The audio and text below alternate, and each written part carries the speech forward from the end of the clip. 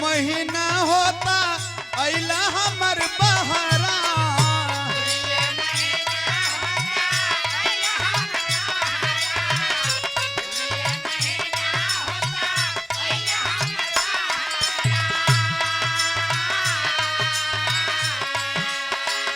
लगलू बोलावे पाइले हलस तहारा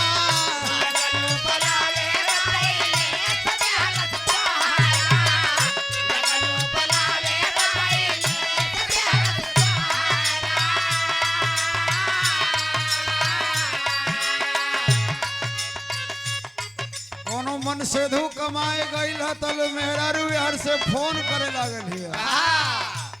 का कहता मर्दा हो और से जवाब देता दुए महीना होता अइला हमर बहरा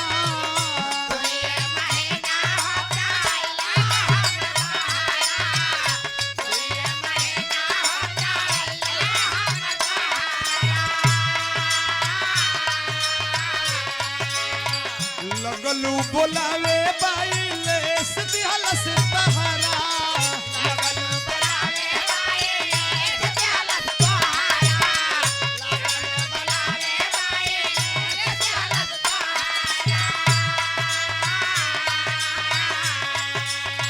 पैसा न कमाईब खाली सीनवे से तहरा के साथ बता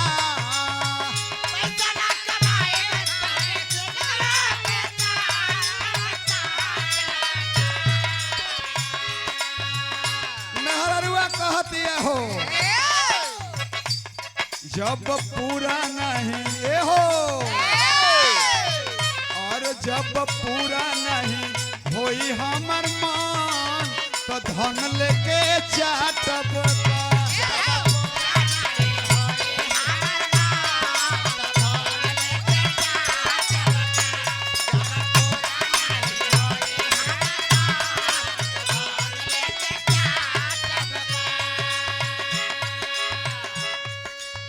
मेहरारून के कुल धन मिलो आ एगो धन ना मिलो मर्द वाला तो रही सो नून रोटी खा के रह लिया सो लेकिन आदमी रहे कि चाहिए ओकर सही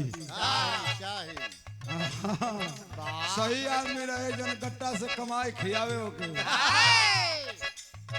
तोहर के रहब गोरी हो प्यारी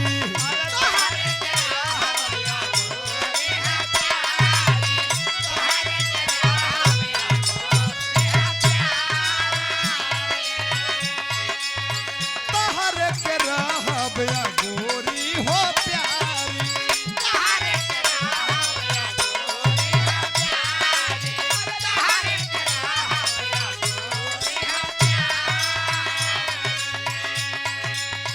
कैसे झमकई बूटू देहिया पर सारी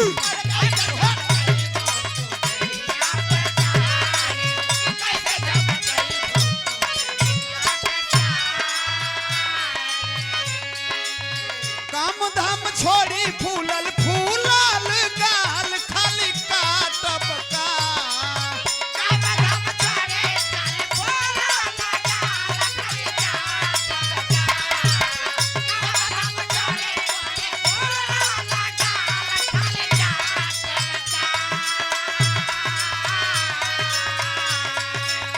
काम धाम छोड़ी फूलल फूलल गाल खाली काटब जब पूरा नहीं होई हमर मान धन लेके चाटब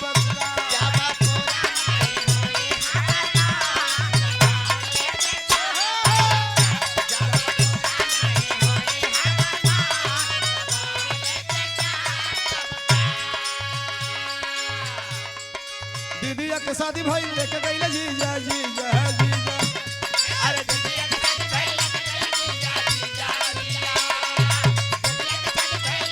जीजा जीजा भौजी तो भैया संगे खाली रोज पिज्जा पिज्जा पिज्जा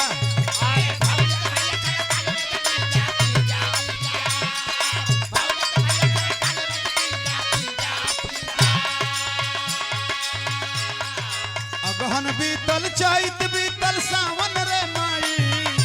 अगहन बीतल जाइत बीतल सावन रे माई अगहन बीतल जाइत बीतल सावन रे माई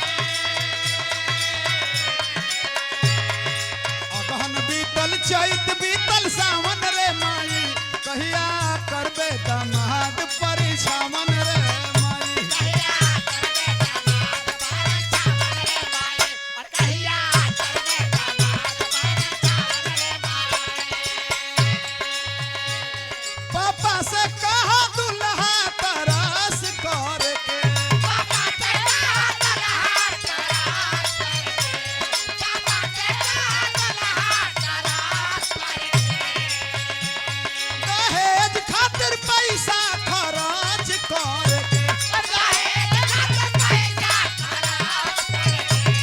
दहेज खातिर पैसा खर्च करके नेक दिहे 21 भये कावन रे माई देख दे है एक भाई कावन रे माई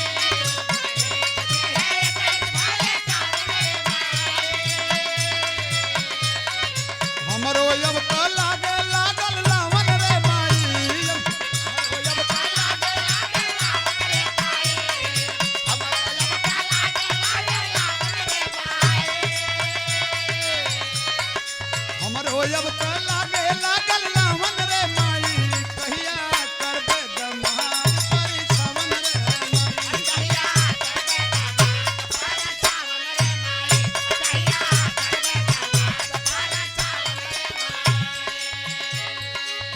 बजवा ले ले बजनी हो रोवे डोलिया ले ले कहा बजवाले बजनिया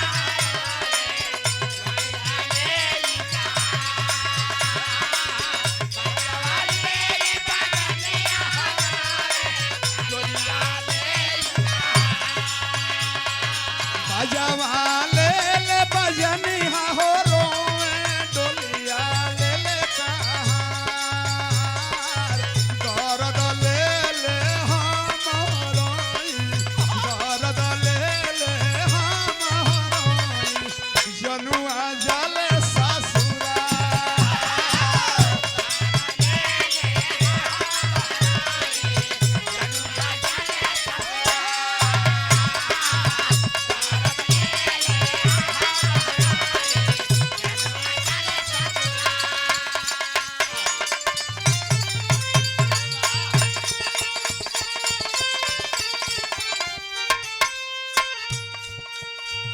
अब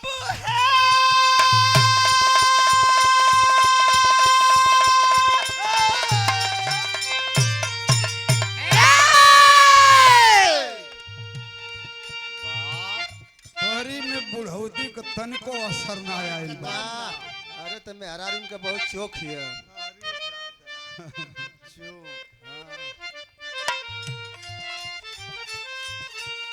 का करवा तनी धार्मिक आदमी हुआ पूजा पाठ करे में कहीं कहीं फंस जात हुए कैसे जैसे में अभी आज बतौला सवेरे अपन कंड कंड कल सिरात रहुए ना गल ये अनहारे पहुंचल हूँ महारे बेटा देखा केवन केवन उपमा तो के दिया था